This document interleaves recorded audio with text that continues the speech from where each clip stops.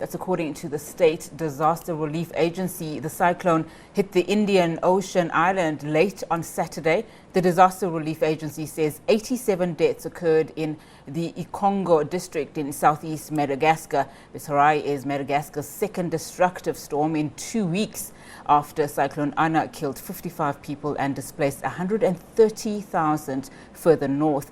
Now let's get an update. We're now joined via Zoom by Denis, Bariyanga, International Federation of Red Cross and Red Crescent Society's Programs and Operations Coordinator in Madagascar. Thank you so much for your time, Denis. Thank you too. Denis, one can only imagine the devastation on the ground, given just the number of people who have lost their lives and many others who've lost their livelihoods and their homes. Please give us an update. What are you seeing on the ground? Yeah, thank you very much. As you know, this is around the 7th day after the tropical cyclone Batsirai made landfall in the south of Madagascar, in Madagascar actually, the whole country. And yesterday tolls, the figures from the National Bureau for the Disaster Management indicated that we have 120 deaths reported so far, and around 124,000 people affected. Among them, there are around 29,000 people who are displaced in different sites of accommodation, but also in different host families. And a lot of houses destroyed.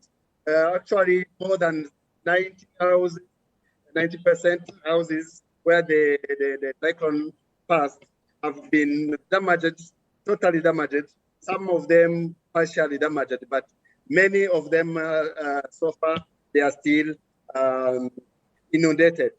And we are also seeing a lot of infrastructures like roads, like schools, like health centers, which are also seriously damaged.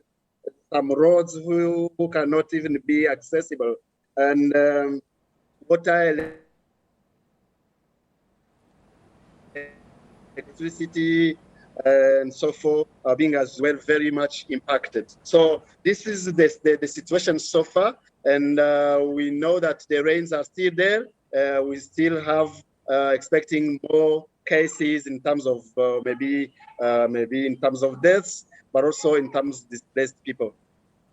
Now, before I completely lose you, Denis, let's quickly get to this question. I mean, this is the second, storm that has hit that particular area. We know already just the abject poverty in that area as caused by other issues, including drought. So I can imagine this only exacerbated the problems already faced in that particular area. What are some of the urgent needs that people need on the ground at the moment?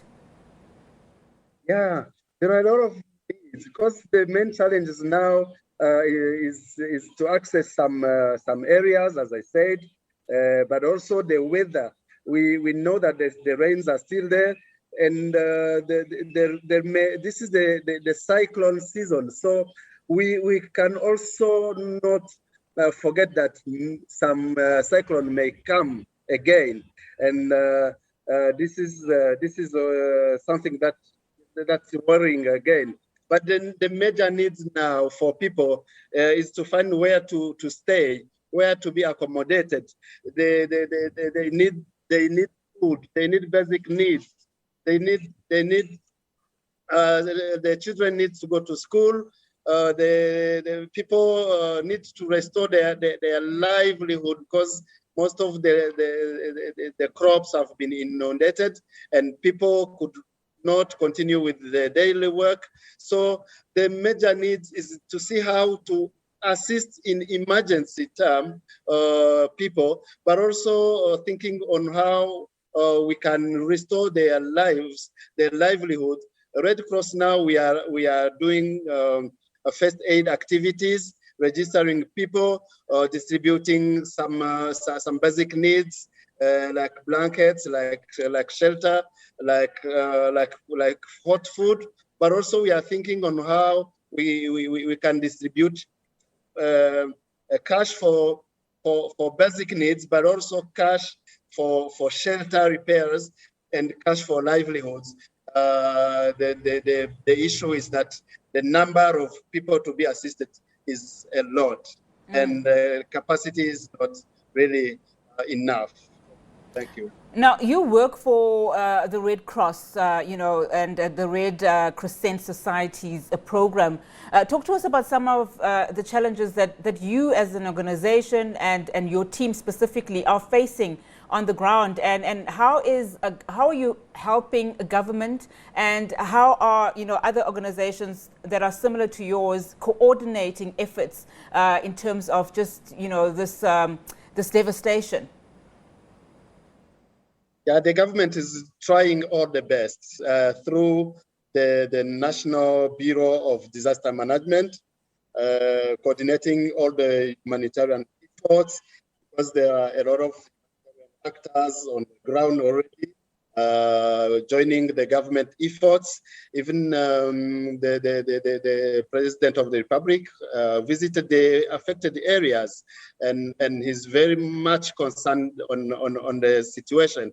And the government is actually facilitating all humanitarian actors need to assist the affected population by coordinating, facilitating the shipments of materials coming from outside, and also facilitating from humanitarian actors who are coming as well from outside, and so that they can assist the affected population. So the main challenge, as I said, is there are some areas where it is still very difficult to reach.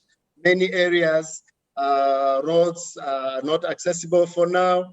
And another challenge is that people who are impacted, who are in need of being assisted, there are many, and the organization to assist them is not so far enough. But the government and the humanitarian actors are trying all the best to assist the affected population so far. Denis, personally, as we wrap up, personally, how are you doing? How are you feeling? Has this, devastation, is this the kind of devastation you've seen before? Yeah, you feel uncomfortable seeing people who have lost everything. House being damaged, totally destroyed, whose children are not going to school anymore. You feel very much comfortable when you see people sleeping outside, sleeping without blankets, without having enough food to eat, without having enough water or safe water, without having any expectation for tomorrow's life.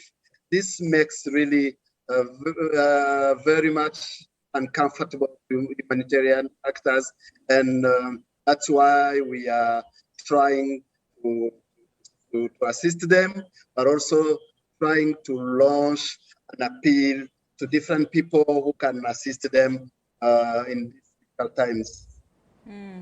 Denis, thank you so much for your time. Really, really do appreciate it. And obviously, all strength to you and the team and everybody that is assisting on the ground. Thank you so much. A pleasure. Thank you very much. All right, Denis Bariyanga there, International Federation of Red Cross and Red Crescent Societies programs, just giving us an update on what is happening on the ground in Madagascar. Of course, we understand that the death toll from Cyclone Batsirai could be up to 120 people so far.